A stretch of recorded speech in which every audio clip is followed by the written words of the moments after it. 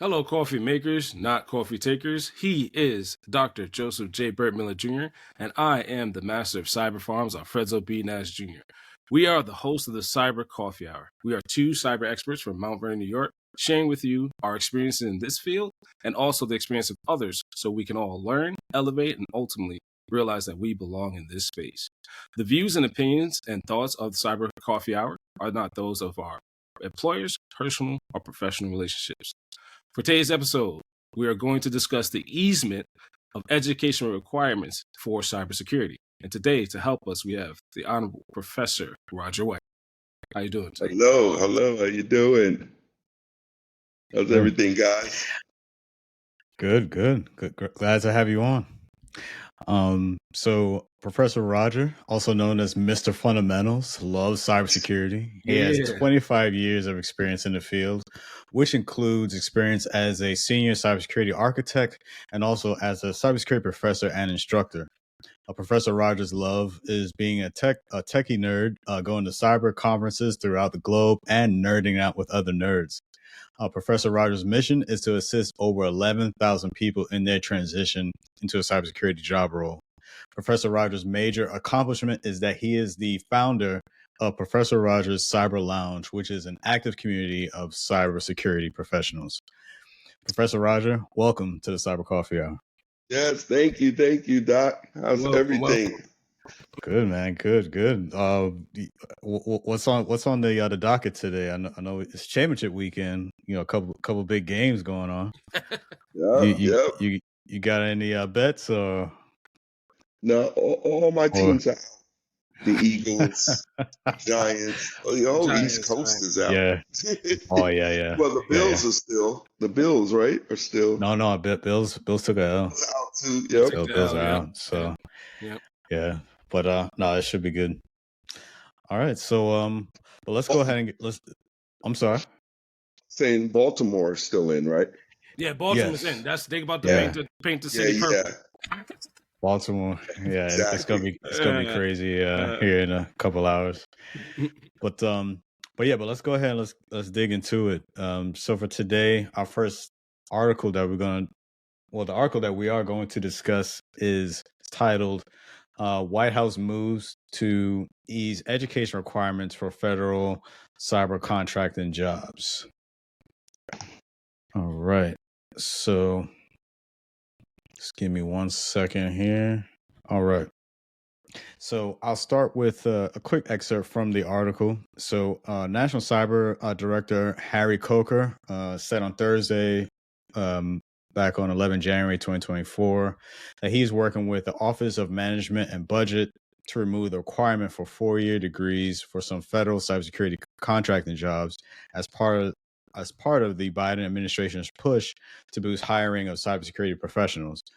In his first public remarks since being confirmed as the National Cyber Director in December, Coker said that he is working to improve cybersecurity workers' diversity and eliminate barriers that have historically excluded women and people of color from cybersecurity jobs. We need to make cyber jobs more available and attainable for groups that traditionally haven't been recruited and developed, Coker said in remarks at the Community College of Baltimore County. The only way we can defend the digital systems that lay the foundation for our modern way of life is to be sure that every American and people from every community have a pathway to a cyber-based career. And I'll stop right there and want to hear your thoughts. I'll go to you, Professor. I guess what are the first things that come to your mind hearing that? Oh, no, that's great. In 2020, there was a movement on the Silicon Valley side. Elon Musk was very vocal, and the rest of his buddies, Silicon buddies, followed, right?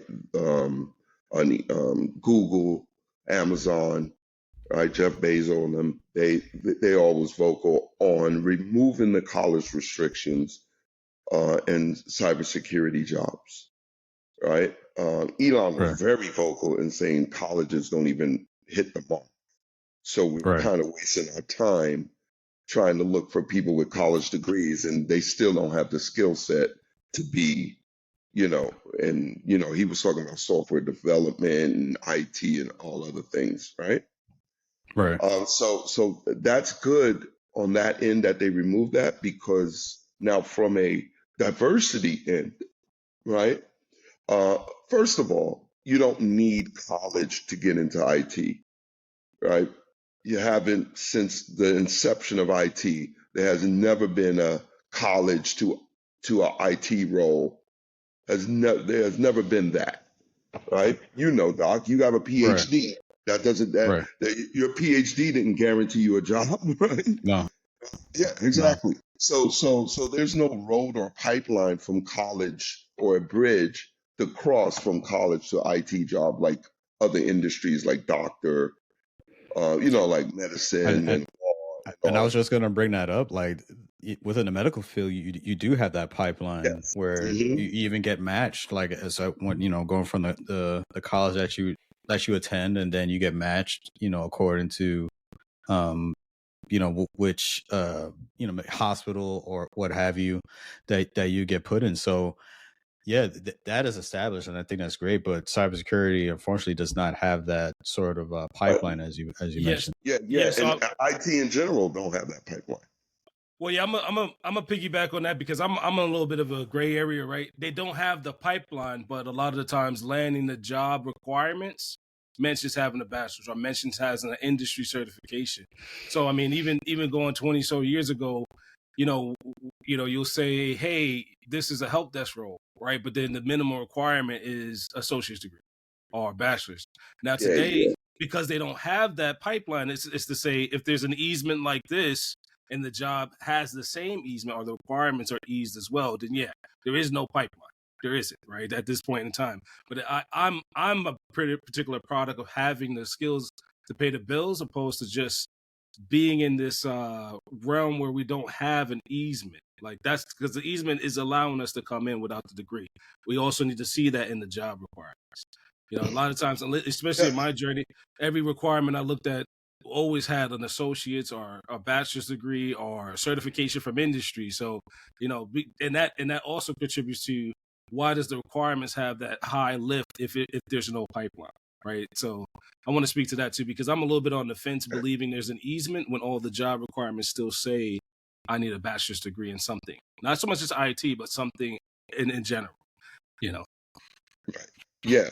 And especially in IT, colleges are not even equipping or pumping out students that have a better level of technical skills, right, than A Mhm. plus, than an industry cert does.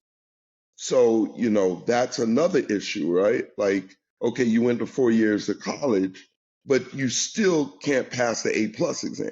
You know what I Mhm. mean? So Right. Right. what, And that, you and know, that's so and that's that's a that goes back. disconnect.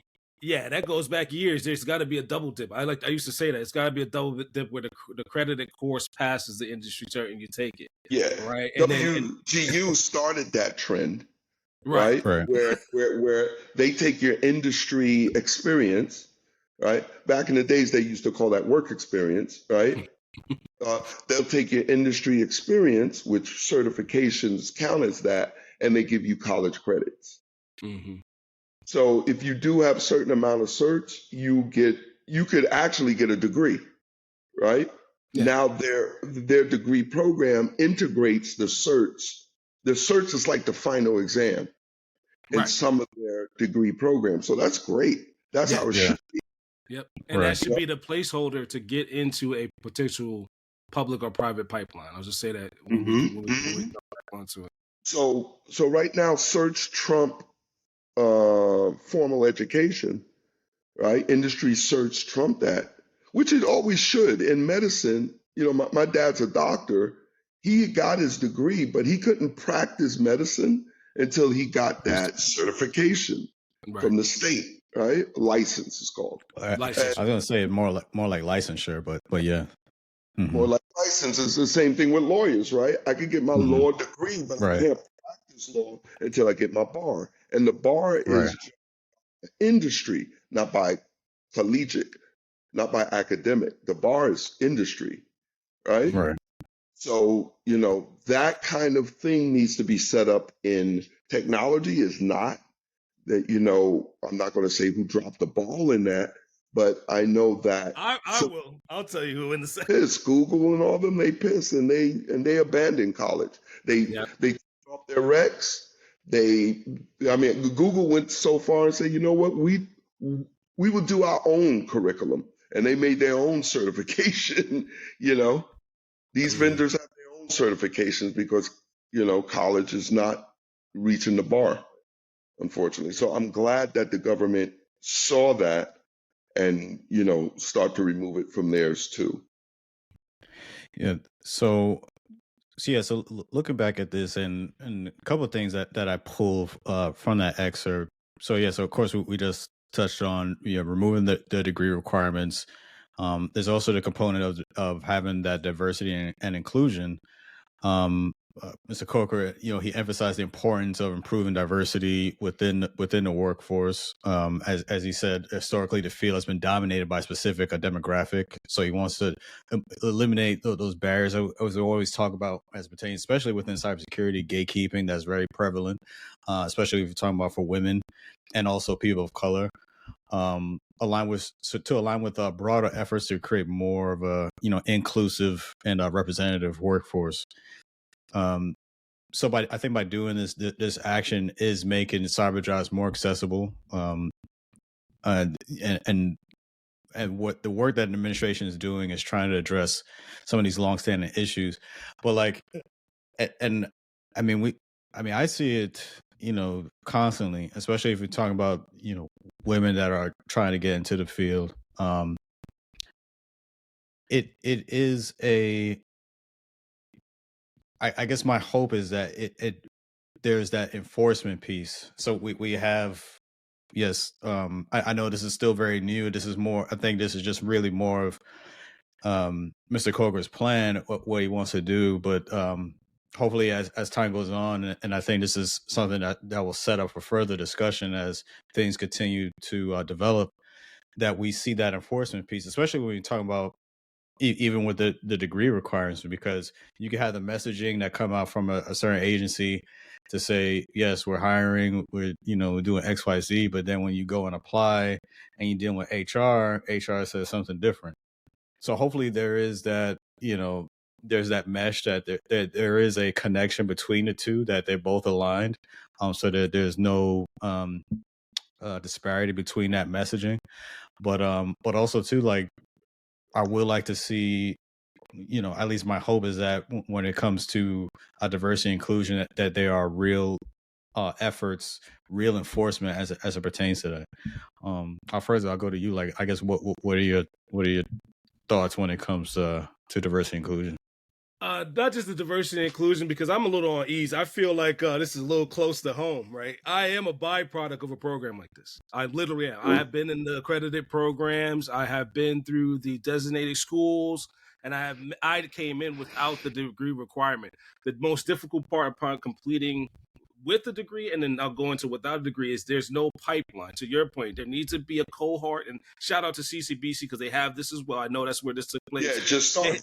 Yeah, they put you in a cohort aligned to industry. So I'm in their sustainable horticulture program on the green side, and on the cyber side, the gray side, they have certificates and cohorts to get you aligned to the employers in this county and actually in the state, because that is also, we got to realize this is a state level thing in Maryland, right? So I'm a product of this on both sides of the fence. The one without the degree, the green side, they put you in a cohort with those employers that say these students are going to work for you. It's called Ally. Shout out to those who know. They'll put you with the industry and say, hey, we'll bring these students on, and Friday you get off and go to class. That's the one side without the degree. The side with the degree, if you have a higher degree or lower, a higher requirement to complete the degree, you have to partner with a public agency. And I say that because of our background, Joseph. You usually go into their workforce immediately while you take the program. So I want to shout out to that too, because that's for somebody who has no experience, right? No degree, and they have a guaranteed job and track into one of the public partner organizations, which we'll cover later. So I'm a byproduct of that. When I completed my master's up in Utica University, there were no public tracks for me. There were no cohorts, so I had to go find it, and I had to go find an organization that will say, well, hey, unfortunately, and this is the dark truth of it, they will say your cybersecurity from this institution doesn't matter.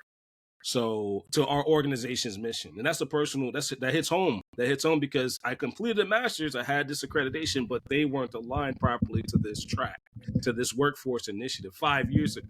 So I'm happy in the sense that if the easement is there, just like Dr. Joseph was saying, give me the cohort, give me the pipeline, give me the partner organizations, like they like to say, public and private, that will take me on today, and so I can do the job and I can get to work. So that's definitely a little close to home, but that's my experience with these particular programs, and it can also be a level up, right? No experience, no degree requirement, but guaranteed what they call on the job training is something I haven't heard in years. I haven't heard that in God, it has to be like 20 years. Yeah. Yeah, they cut all those programs. That's why you haven't Right, heard it. right. I'm realizing that, and so now you kind of stuck with a degree and have to find a partner organization. So if the degree doesn't matter, show me the partner organizations. Show me where they need to put me to work. Professor, like, what are your thoughts on that? Yeah, no, I like how they're using Baltimore, probably one of the top 10 as far as education or whatever, on the top bottom, on the bottom 10, right? So it's good that they picked Baltimore as their I guess their demo or whatever you want to say, the hub, right? the hub. Yeah, the first hub and they putting a lot of money into it, right? Billions of dollars into it. So that's good because they need it the most, right? And also, too, if you can't get labor, then the companies are going to go hire outside, and that does not feed the state, Bingo. right? Because there's taxes, there's people are working, right? If you hire people from outside, then the people that are there don't benefit from these companies moving to Baltimore, right? So that's what they're trying to build. They're trying to build a tech hub, which is great, right? Now, but the problem is you build a tech hub and there's no skills. That happened in North Carolina. They built this tech hub and the people there they couldn't hire the people there, right? In Raleigh. So they had to go hire from without. So it's a tech hub, yeah, but nobody's working there. When you go to Raleigh, oh, are you working at Red Hat? No. You working at Cisco? No. Like what? You 5 blocks down from there. So that's the disconnect. Then I see they're trying to connect all those dots. So so I have a question then, because I think this may start a trickle down effect or maybe a cascading effect. So once this does get implemented and we start to see this really get going. So you're talking about removing those or easing those education requirements. So just paint a scenario. So let's say someone doesn't have the degree. They apply for the job with Mr. Coker's plan in place. They apply for a job, they get through. No, like I said, no education requirements. Maybe they have a cert or two, maybe still. Let's say A+, right? They get in, they get the job, but now, as they're in the job, they still want to pursue a degree. But now, as you have the job, now I could lean on the training department with my new job to say, hey, I want to pursue this degree and it's aligned with my duties, so it shouldn't be a problem. I'm not in a cybersecurity role, seeking a culinary degree. It's within my duties. But now the new job that I got without the education requirements, so that means not having to pull out any student loans, not have to do any of that. Do you think there will be a change though, as far as some of these employers to say maybe there is a restriction? Okay, we can't be paying for everybody's degree, or no, maybe that's something that they will encourage, and hopefully they'll keep that going. But I guess, Professor. Sorry, yeah. So, Professor, I say to you, like, what do you think? Do you think there'll be a change then, or shift? As it comes to the landscape of maybe even student loans, and also like just people being in debt because now they don't have to take that on when they can really lean on the new employer without having to seek that degree first. Right. And, I always was concerned about getting into debt, college debt, which is what, almost buying a house, Right. right? I have some family members that are six figures in debt, 150,000 in debt, student loans, right? And then they get a $50,000 job. What Right. happened? Right? What happened? The numbers, like you told me before, Joseph, the math ain't mathing, right? Right. So, right? I'm glad they removing that. You shouldn't be in debt for no entry level job, right? Right. Your education shouldn't cost more than what the salary of the job is, right? That's crazy. So I'm glad they moving that. Now, once I get in, right, I think the government should also make sure that industry have training dollars for you, because they Right. the companies try kind of remove that. They need to bring that back. They need to bring, we'll give you education reimbursement to colleges. The federal government and colleges need to work to give companies better pricing, right? Right. So if a company wants to bring their 20 employees to get a college degree, it should be at a discounted rate, right?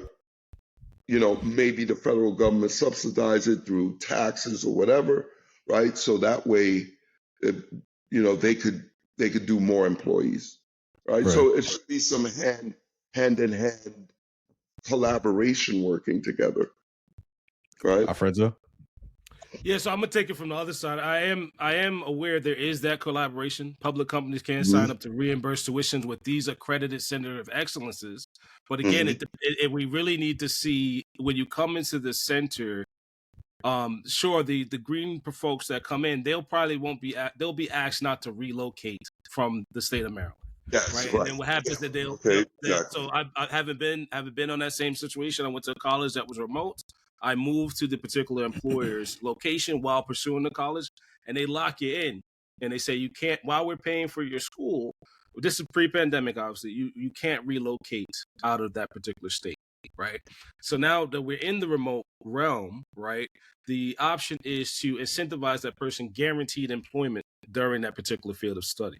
Right, we haven't seen that either. So guaranteed, I'm a cybersecurity engineer analyst. My salary is whatever that salary is. Well, now I have a 2-year track determined for me, because the road I'm up against is I come with my career track already in the same center of excellence. Right, the most new folks are not going to know where they want to go in the career. They should be guaranteed that by these public employers. And I know the federal side might have it, but I'm also saying to the industries that want to pull this talent, sweeten the deal and give Uh-huh. me a guaranteed road and track based on your reimbursement requirements, and Right. align that to my salary expectations. And two, because what, again, I know you guys may not know, but on the public side, there's a deep game of leveling up and where I should be in that career roadmap. The companies that want to pull this talent should sweeten that deal and guarantee I get there. Right, I guarantee that I get there through one of these cohorts and get the certs, get the experience, get the salary adjustment, and the stability is what I'm trying to Right. get at. Right. That's what I'm not seeing today, and that's personally having gone through this accreditation. I haven't seen it in the last 5 years. Mhm. So when it comes to national security implications, there is that component as well. Because like I said, the messaging as it comes to cybersecurity, we have X amount of jobs that are unfilled, and is having a real world effect on us how we defend ourselves as far as our cybersecurity posture. So I think Mr. Koger's emphasis on defending digital systems is crucial to modern life, because it indicates a broader recognition of the national security implications of a strong and diverse cybersecurity workforce. And Alfredo, I'll pose this to you. How important do you feel it is to when we talk about even having a diversity of thought?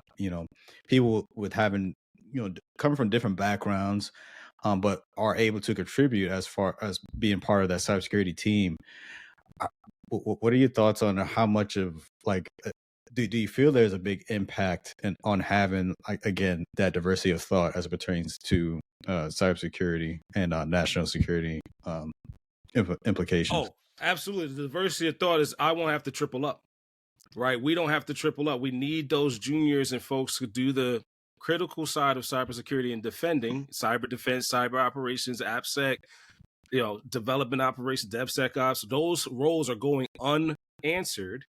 And then because of that lack of diversity of thought of how those parallels exist, the national security need is not being met. Now, again, you tell me more. If we don't have bodies and seats, right, we either have to do the job in the seat, we being the talented individuals on this call with the expertise 2 and 3 times the requirement, right? And then we don't get a junior, we don't get a mentor, we don't get an apprenticeship to bring them up and say, hey, you fill this development operations role, this analyst role, this engineer role, and that become my successor. They allow me to breathe and go up in the chain and do a more critical national security job, right? Because you don't want the ranks to kind of peter out without having the skill set. You want to level them up and actually have them replace folks like us, right? And have us move to more critically focused, aligned roles to national security, both public and private. Because again, I don't know where that is politically, but I know that job is not being met because of the lack of diversity in thought, because the lack of putting a particular bodies and seats and training them up onto what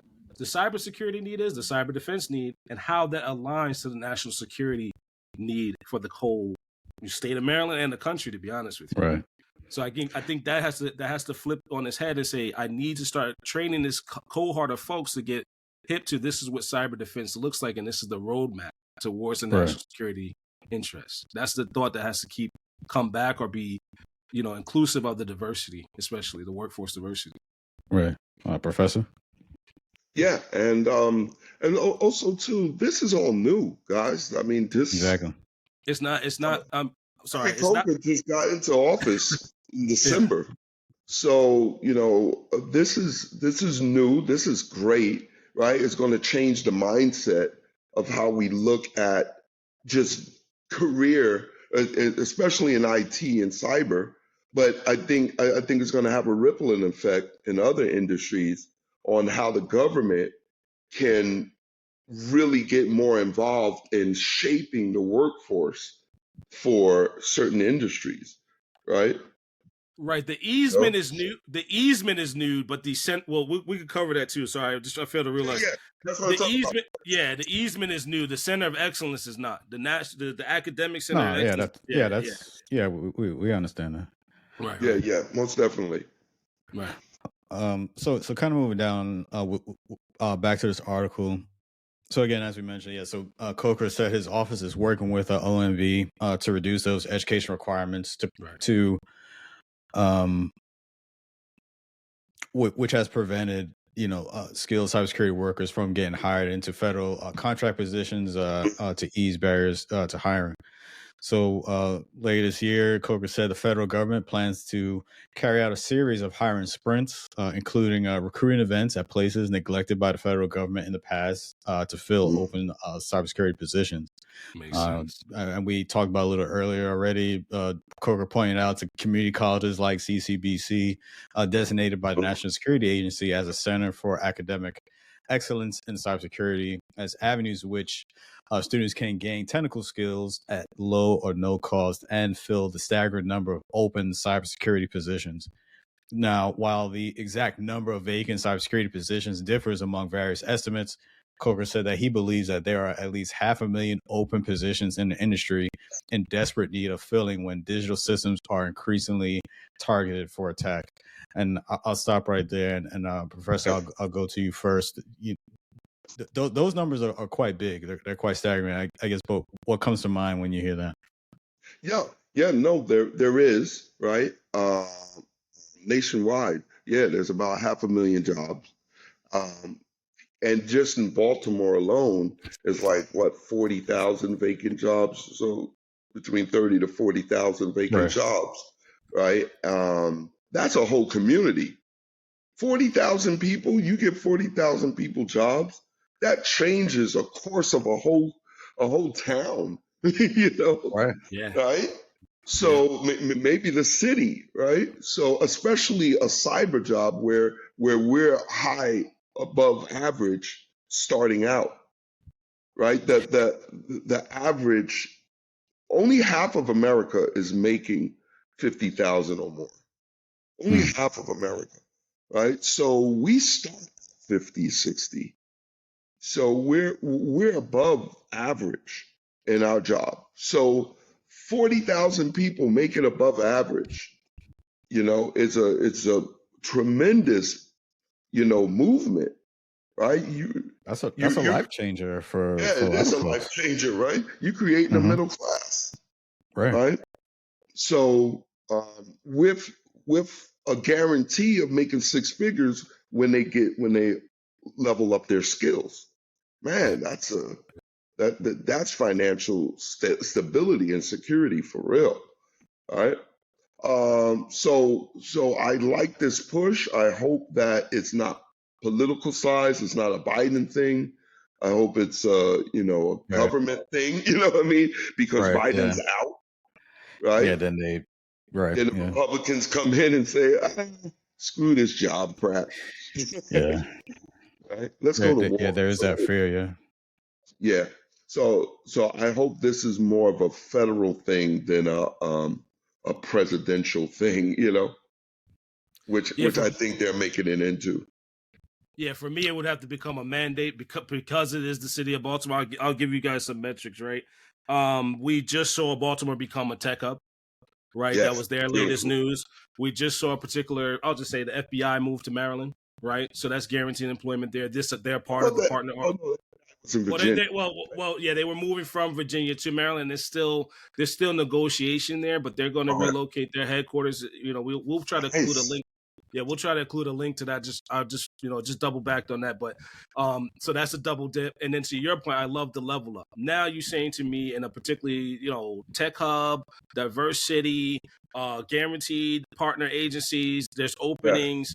Now it becomes what we said earlier. Train me aligned to your defensive need. That need should be almost how do you say it, competitive enough anywhere you go in the area.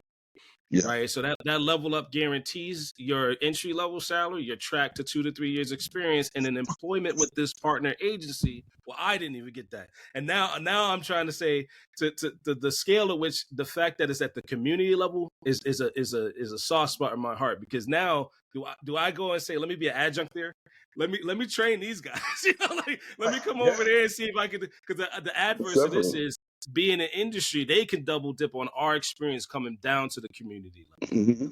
And then you kind of get that good mojo of accelerating them, and they see folks in the industry doing it already. That's the part of what I want to emphasize too, and why me and Dr. Joseph agreed to this platform is I want them to see us and know it's possible.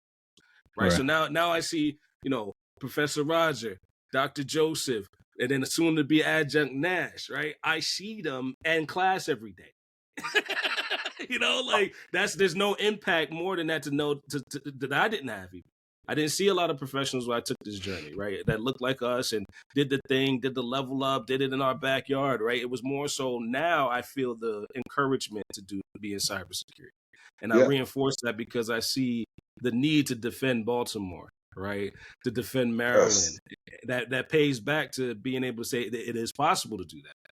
Right. And it's not just, I don't want to harp on just the public side, because again, there's a whole episode probably about that. But now that it says to the private side, you got to step your game up to get some of this talent. Like you said, Red Hat, GE, whatever the case may be. Look, this pool is locked in. You better come get some of this, Right. Yeah. And there's 5 work hubs that I guess are the pallets, right? One in Augusta, one in Phoenix, the other one is in Pittsburgh, right? Those are the 5.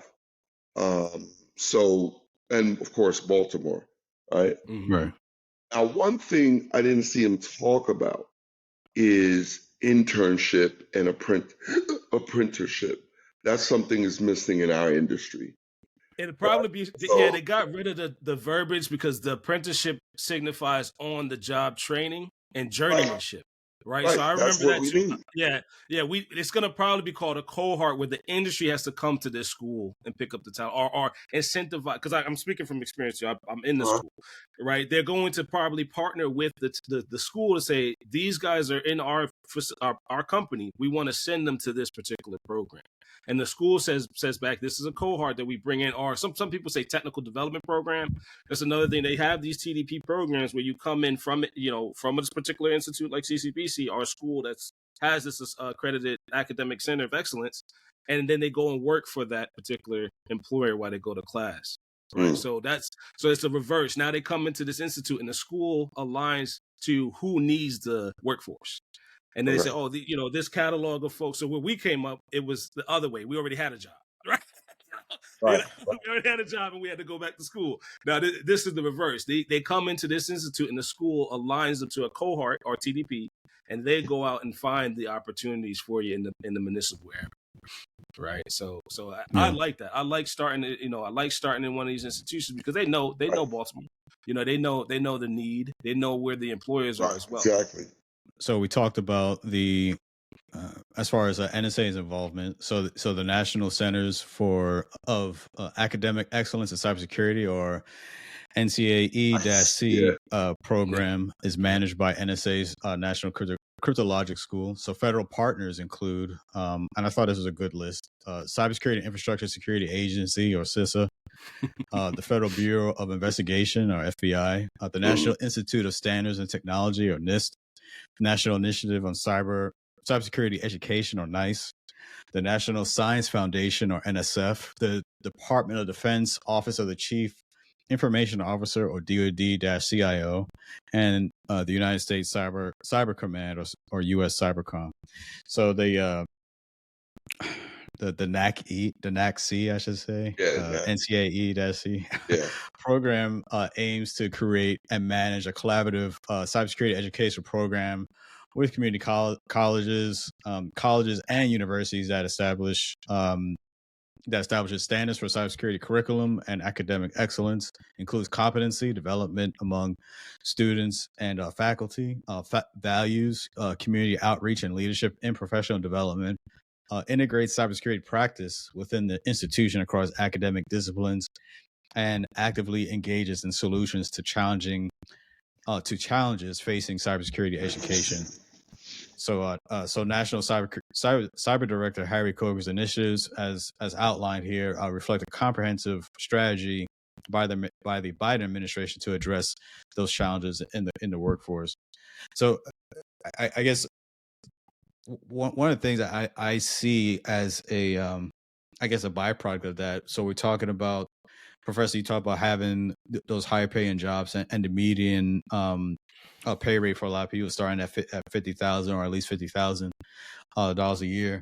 But now we're talking about we're able to offer up or open up, those high paying jobs, allowing more people to have those opportunities to those. And when we talk about specifically cybersecurity positions, this could, and I said this could be a life changer, and I mean that as to say this can help revitalize communities, because you're talking about people having, communities having access to these higher paying positions. They're able to infuse that money back into the communities, and you see those communities start to really thrive and develop.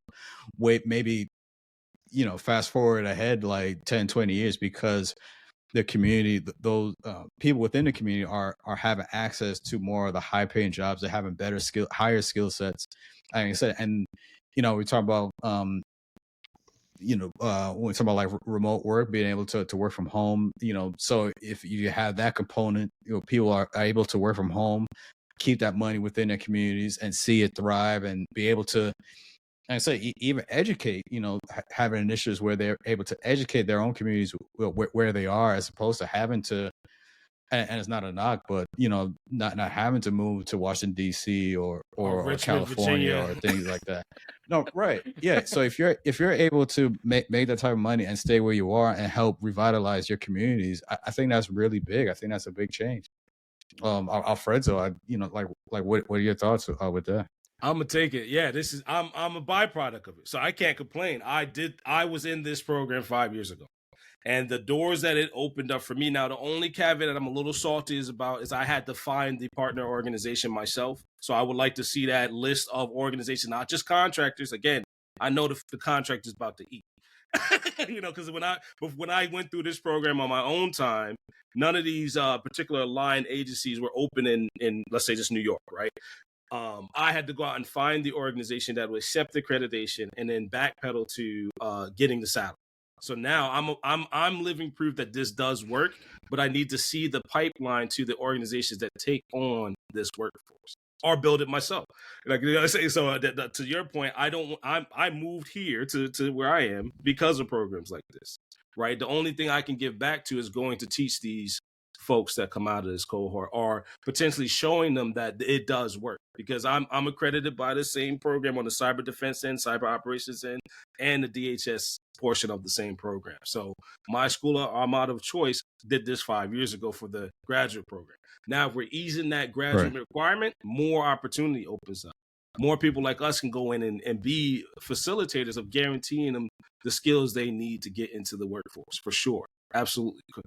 That's minted, because one thing and the other thing I want to say too is we need to see that guarantee from the federal side. Now we have we got Octas, the contract, the community we know. We need to also see who has the need, get behind this program. If you had a breach in the last 5 to 10 years, get aligned to that.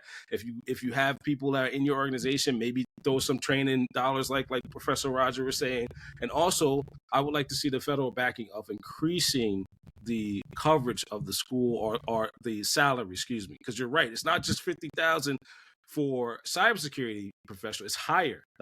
So now you come out and you do a cybersecurity defense job, aligned job. That could be a 6-figure salary out the gate with 6 months of experience in a program like this while you're going to it. That is a drastic life change. I can tell you it works. You just have to see that for yourself, and you have to align that to your personal career roadmap.